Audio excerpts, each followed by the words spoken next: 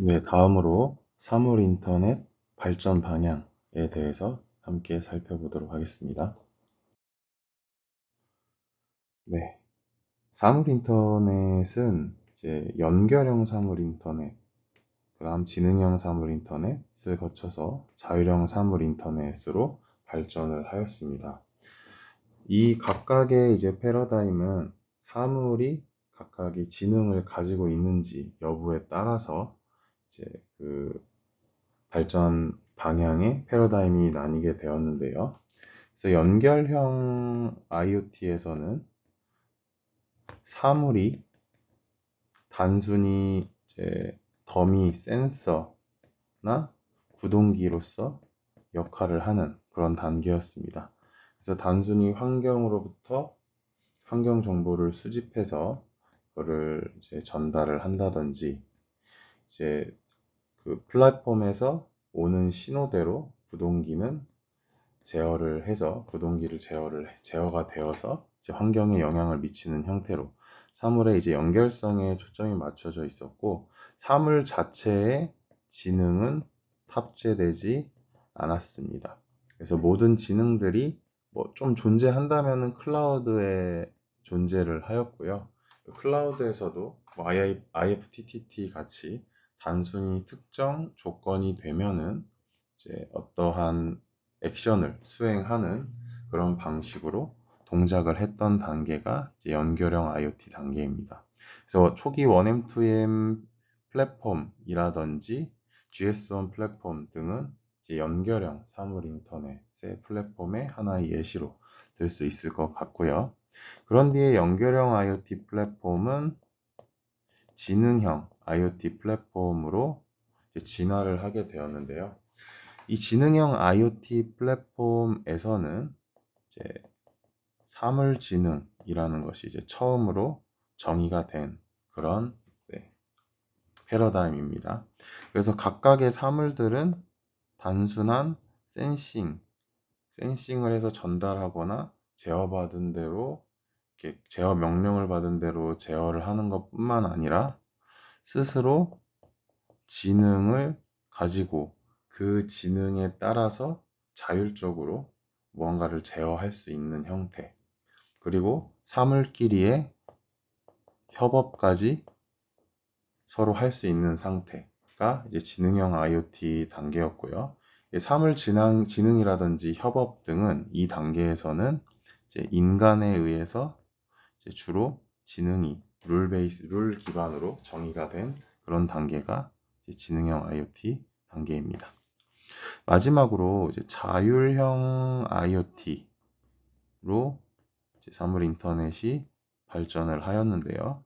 자율형 IoT에서는 사물에서 앞서 이제 지능형 사물에서 정의된 사물 지능 같은 경우에는 사람에 의해서 그 동작이나 자율성이 부여가 됐다면은, 자율형 IoT에서는 그 에이전트들, 그러니까 각각의 사물들이 스스로 어떤 행동을 할지 배우고 그거를 기반으로 실세계 환경에서 동작을 하고 최적화할 수 있는 방향으로 스스로 강화하고 스스로 학습하고 강화하고 진화하는 그런 형태의 패러다임으로 생각을 하시면 되겠습니다. 그래서 자율형 IoT에서는 똑같이 이제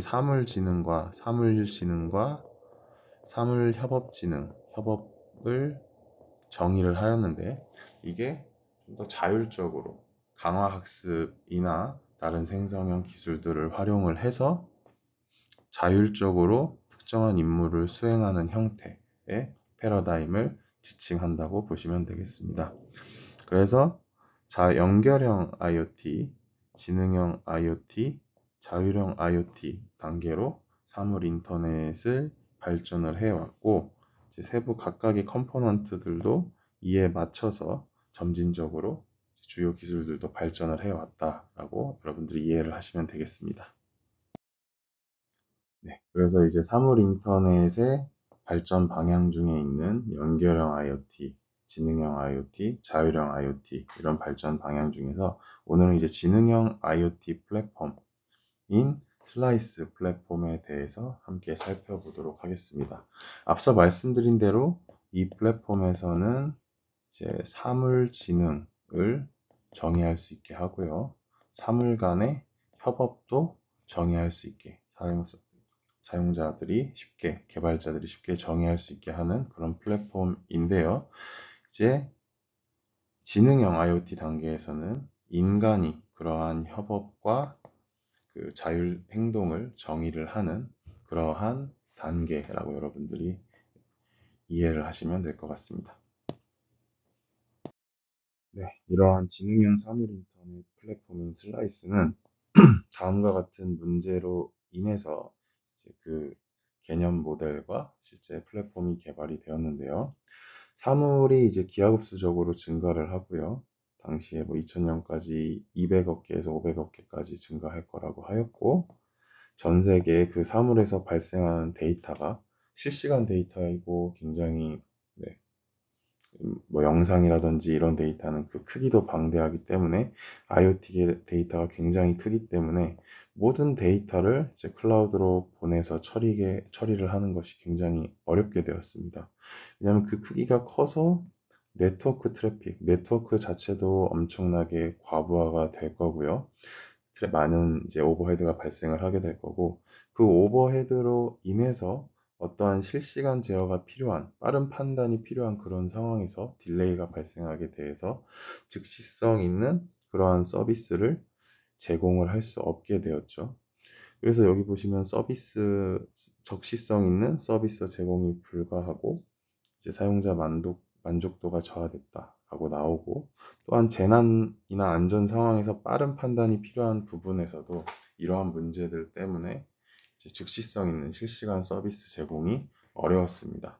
그뿐만 아니라 플랫폼 상에서 모든 개별 사물들의 지능들을 관장하고 그 지능들의 트래픽을 모두 처리하기에는 굉장히 오버헤드가 많이 발생하는 그러한 구조였습니다.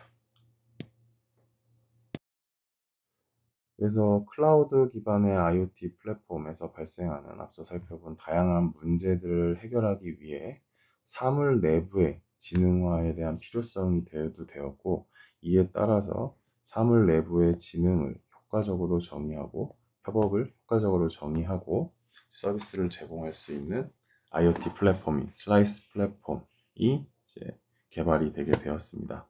그래서 슬라이스 플랫폼에서는 이 지능형 IoT 플랫폼에서는 클라우드 IoT에서 필요한 지능 구성 요소들을 이제 사물 내에 인베디드 하는 것이 목표였는데요.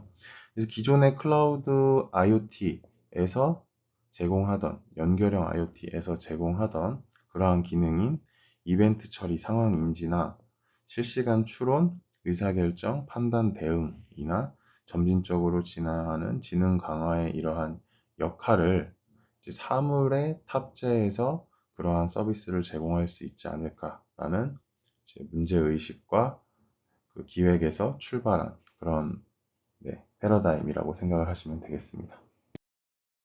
그래서 이러한 지능형 IoT 플랫폼, 슬라이스 플랫폼에서는 개별 사물이 자신의 고유 기능을 더 이제 자율적으로 수행할 수 있도록 하기 위해서 사물 내부에 이러한 지능들을 탑재할 수 있게 하였고, 그 다양한 종류의 지능을 가진 사물 간의 협업을 통해서 최대한 적시성 있게 그 실제 환경과 가까운 사물 내에서 직접 인지, 추론, 판단, 그리고 진화까지 가능하도록 하게 하는 그러한 플랫폼으로서 연구를 진행을 하게 된 것입니다.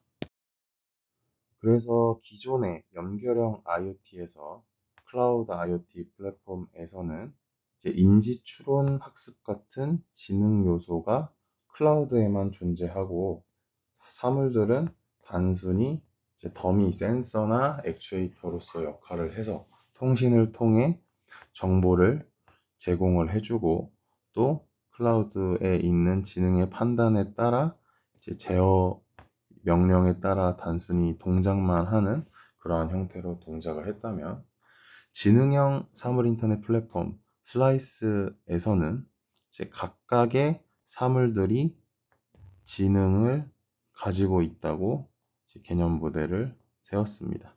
그래서 이러한 지능을 가진 사물들끼리 서로 간에 협업하고 통신을 통해서 특정한 서비스를 제공을 하고 실세계 환경에서 이러한 서비스가 그 실세계 환경에 맞도록 강화하고 진화하는 형태로 이제 개념 모델을 세우고 이제 플랫폼이 개발이 되었습니다. 네, 그래서 지능형 사물 인터넷 플랫폼인 슬라이스는 다음과 같은 이제 구조를 갖게 되는데요. 슬라이스 프레임워크와 슬라이스 엔진으로 구성되어 있는데 슬라이스 프레임워크 같은 경우에는 애플리케이션 디벨로퍼가 그 툴셋을 프레임워크 툴셋을 이용을 해서 사물 저장소의 지능들을 쉽게 이제 배포할 수 있게 하였고요. 그래서 이런 저장소에는 다양한 사물들의 여러 형태의 지능들이 배포되어 있을 거고요. 인지 지능이라든지 추론 지능, 학습 지능 등 다양한 지능들이 있을 겁니다. 슬라이스 엔진은 이러한 지능들이 탑재되어서 동작할 수 있는 그런 엔진이라고 보시면 되는데 라즈베리 파이와 같은 사물에 탑재돼서 그 사물에 위에서 구동이 되는 엔진이고요. 이 엔진 위에서는 앞서 슬라이스 프레임워크를 통해 정의된 다양한 지능들이 이렇게 모듈화되어 실시간으로 동적으로 탑재돼서 이러한 사물 지능으로서의 역할을 할 수 있도록 합니다. 그래서 이러한 사물 지능들은 디플로이된 사물 지능들은 이벤트 브로커를 바탕으로 서로 통신을 주고받으면서 협업을 수행하게 됩니다. 네, 그래서 좀 더 상세하게 슬라이스 프레임워크를 설명을 드리면은 크게 빌드 타임 툴과 런 타임 툴로 구성이 되어 있는데요. 이때 빌드 타임 툴 같은 경우에는 이제 어플리케이션 디벨로퍼가 이제 상위 레벨 언어 도메인 스페시픽 랭귀지를 활용을 해서 이제 에이전트 코드를 이제 생성해낼 수 있는 그러한 툴이 됩니다.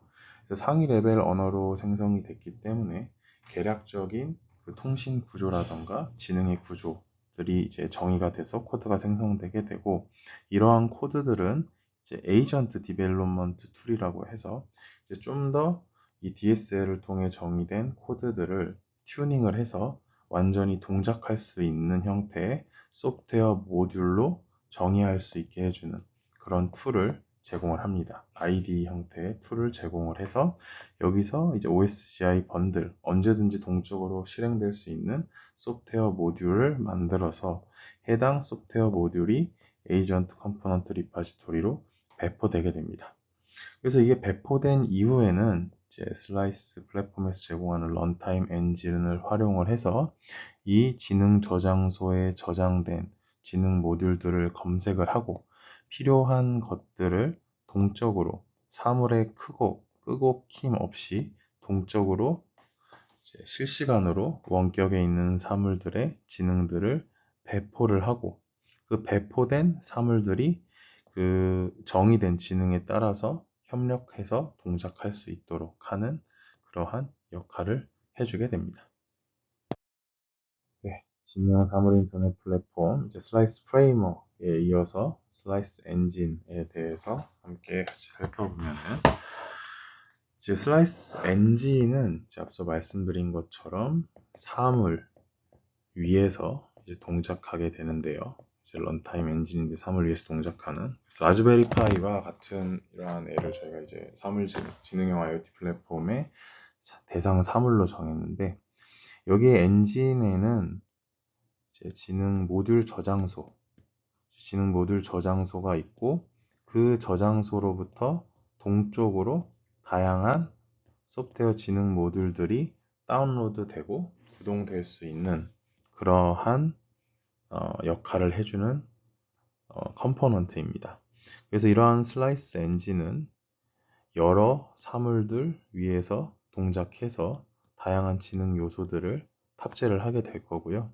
이러한 지능 사물들이 서로 협업을 해서 그런 서비스를 제공하는 형태가 되겠습니다. 그래서 이러한 슬라이스 엔진은 디바이스 런타임 엔진과 에이전트 런타임 엔진으로 구성이 되어 있고요. 디바이스 런타임 엔진은 각각의 센서나 액추에이터를 어떻게 바인딩하고 제어할지, 그 센서 바인딩, 액추에이터 바인딩을 담당하게 되고, 에이전트 런타임 엔진 부분에서는 뭐 스트림, 이제 다양한 센서에서 발생하는 스트림을 처리하고 이제 인지, 추론, 학습, 액션, 그러니까 룰 기반의 다양한 ECA 기반으로 룰 기반으로 이러한 스트림 데이터를 바탕으로 액션을 정의해서 실제로 특정한 구동기, 액추에이터를 구동하는 그러한 역할을 담당하게 됩니다. 그래서 이러한 슬라이스 플랫폼, 지능형 사물 인터넷 플랫폼은 이제 다음과 같이 이제 시스템이 구현이 되었고요. 예, 저희는 라즈베리 파이 3를 이제 지능의 사물 대상으로 꼽았고, 그 위에 JVM 위에 이제 OSGI라는 프레임워크를 탑재를 해서 다양한 소프트웨어 모듈들이 언제든지 실시간으로 동적으로 다운로드 돼서 동작할 수 있도록 이렇게 하였습니다.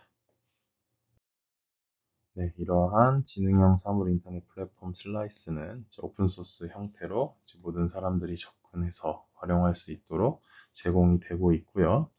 그리고 여러분들 여기에 접속을 하시면은 이제 이 소프트웨어를 이제 오픈소스를 다운로드 받아서 활용을 할 수 있고, 이 플랫폼은 또 1M2M 플랫폼 중에 하나인 모비우스 플랫폼과 또 호환이 돼서 연동이 되어서 함께 동작할 수 있는 그러한 구조를 가지고 있습니다. 그래서 여러분들이 이 주소에 들어가시면은 여러 가지 관련된 오픈소스와 이제 그거를 활용할 수 있는 그러한 매뉴얼들을 다운로드 받아보실 수 있습니다. 네, 그래서 지능형 사물 인터넷에 대해서 간략하게 살펴봤고요. 이제 다음으로 연결형 지능형 사물 인터넷을 거쳐 자율형 IoT 플랫폼의 개념과 패러다임에 대해서 간략하게 살펴보도록 하겠습니다. 이제 여기는 사물 스스로 배우고 협업하여 진화하는 자율지능이라고 적혀 있는데요. 기존의 지능형 IoT 플랫폼 단계에서는 각각의 사물들이 있으면은 이 각각이 이제 어떻게 자율적으로 동작할지, 또 이들 간에 어떻게 협업을 할지, 이러한 지능들이 사람에 의해서, 개발자 같은 사람에 의해서 그 자율성과 지능이 부여가 됐다고 한다면요. 자율형 IoT에서 추구하는 것은 사물끼리 어떠한 골이 주어졌을 때 어떻게 동작할지를 이제 자율적으로 사람에 의해서가 아니고 스스로 트라이얼 앤 에러를 바탕으로 스스로 계속 경험하면서 어떻게 협업을 할지, 각각은 또 어떻게 최적으로 동작할지, 이러한 것들을 스스로 배우고 진화하고 협업하는 그러한 형태의 패러다임을 자율형 IoT라고 정의를 합니다. 이 자율형 IoT에 대해서 그 개념에 대해서 좀 더 한번 자세히 알아보겠습니다. 네. 그래서 자율형 사물 인터넷에서 해결하려고 하는 문제들은 다음과 같은 것들이 있는데요. 지능형 사물 인터넷 단계에서는 굉장히 소규모의 디바이스 간의 협업을 사람이 정의하는 그러한 문제들에서 주로 활용이 됐다고 한다면은, 자율형 IoT 단계는 다음과 같은 문제들이에요. 예를 들어 스마트 그리드에서 분산 에너지원을 어떻게 협동적으로 운영하여 시스템 안정성을 높일 것인가. 여러분이 상상을 하더라도 굉장히 많은 에이전트들이 있을 거고요. 그 에이전트의 각각의 동작들이 다른 에이전트들한테도 영향을 끼치게 될 겁니다. 그렇기 때문에 어떻게 그 수많은 에이전트들을 어떤 룰로, 어떤 규칙으로 동작을 해야 최적화가 될까?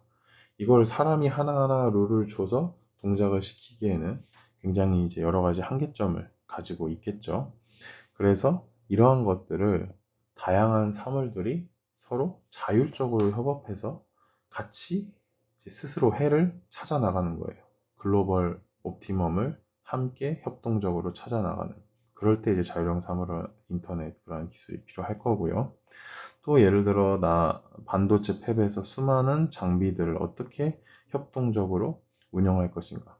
여기 뭐 반도체 팹에서 활용되는 비이클이 있을 때 비이클들이 어떠한 액션들을 취해서 이제 공장 내에서 동작을 해야지 상품이 효율적으로 생산될지 이러한 문제를 풀거나 이뿐만 아니라 뭐 공사 현장에서 어떻게 다양한 굴착기와 덤프트럭을 협동적으로 운영을 할지 제조를 할 때는 협동적으로 어떻게 운영을 해서 생산 효율을 높일지 이러한 대규모의 동적 실세계 문제에 대해서 지능형 IoT에서 제공하는 사람이 정의해 주어야 하는 그러한 자율성이나 협업, 지능의만을 활용을 해서는 이러한 문제를 풀기에 한계가 있었기 때문에 자율형 사물 인터넷 패러다임에서는 사람이 너무 많이 개입하지 말고 그 사물들 간의 협업으로 이제 해를 찾을 수 있는 그러한 문제에 대해서는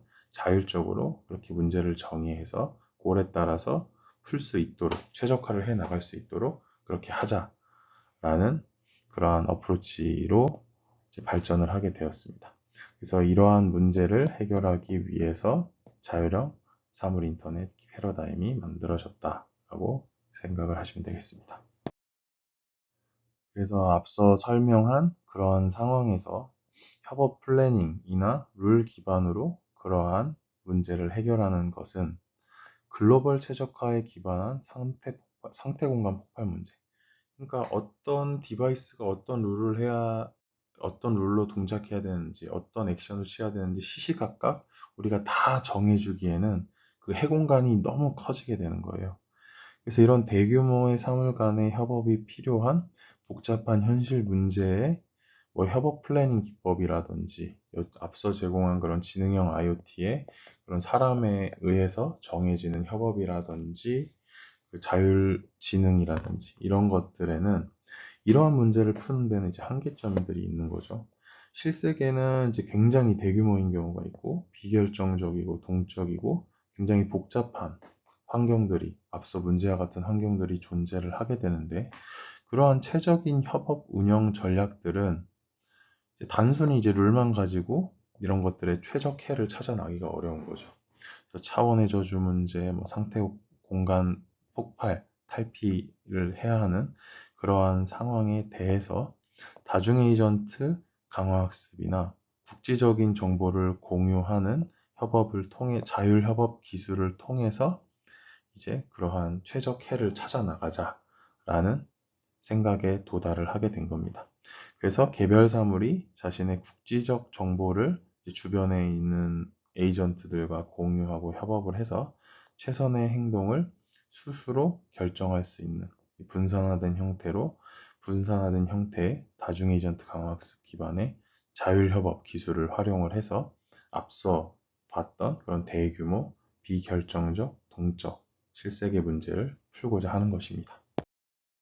하지만 이제 현재 협업지능, 뭐 지능형 IoT에서 정의된 그러한 협업지능은 미리 정의되고 예측 가능한 환경에서만 동작이 가능하고 이제 비결정적이고 동적인 IoT 실세계에서 동작하기엔 여러 한계가 있기 때문에 이 자율형 사물 인터넷 단계에서는 다양한 환경에서 빠르게 전이된 환경에서 빠르게 적응할 수 있고 또 서로 다른 협업지능 환경에서 동작할 수 있도록 일반화할 수 있는 그러한 기술들이 연구가 되고 있습니다. 그래서 여러 가지 자율협업 공간들이 있을 때 그 공간에 빠르게 최적화될 수 있어야 하고요. 여러 공간들에. 그리고 그러한 지능들은 점진적으로 그 지능 요소들을, 지능 데이터들, 여러 가지 학습, 경험들을 공유함으로써 할 수 있는 태스크도 점진적으로 많아지고 그 일반화될 수 있는 형태로 이제 지능이 발전이 나가야 될 겁니다. 그래서 자율형 IoT에서는 다음과 같은 이제 기술 요소들을 연구를 진행을 하고 있습니다. 그래서 자율형 사물 인터넷은 사물이 상황 변화를 스스로 인지해서 주변 사물과 자율적인 협업을 통해 임무를 수행하며 지속적으로 자가 성장할 수 있는 그러한 IoT 생태계를 꿈꾸며 현재 이제 연구 개발이 계속 진행이 되고 있고요. 그래서 다음과 같이 여러 개의 자율 협업 공간, 여러 가지 이제 환경이 있을 때 거기에 존재하는 다양한 자율 사물들이 그들 간에 자율적으로 협업을 해서 협업 태스크를 수행을 하고요. 그렇게 수행된 그러한 데이터를 바탕으로 이 게이트웨이에는 다양한 협업 지능들이 학습이 되어 저장이 되게 될 거고요. 이러한 학습 지능들은 이제 게이트웨이 간에 서로 데이터의 유출 없이 서로 학습을 할 수 있게 하는 그러한 연합학습 기술을 바탕으로 점진적으로 이제 진화할 수 있도록 그렇게 이제 그러한 구조로 이제 발전을 해 나가는 겁니다. 그래서 지금까지 이제 자율형 사물 인터넷의 개념에 대해서 이제 살펴봤습니다. 그래서 앞서 살펴본 내용들을 함께 정리를 해보면은 사물 인터넷의 발전 방향은 그게 이제 연결형 IoT에서 지능형 IoT에서 자율형 IoT로 이제 발전을 해 나가고 있고요. 현재 아직은 자율형 IoT 단계는 아직도 영구적인 챌린지들이 아직 많이 존재하고 있고 실세계에서 사물들이 이제 스스로 협업을 해서 자가 성장하는 기술을 실세계에 디플로이 하기까지 아직 많은 챌린지들이 존재를 하게 됩니다. 현재 피지컬 AI라고 해서 이제 현재 자율형 IoT와 비슷한 개념으로 새로운 연구 키워드가 나와서 연구가 활발히 이루어지고 있는데 그것도 이러한 개념의 확장선으로 여러분들이 이해를 해 주시면 되겠습니다. 네, 감사합니다.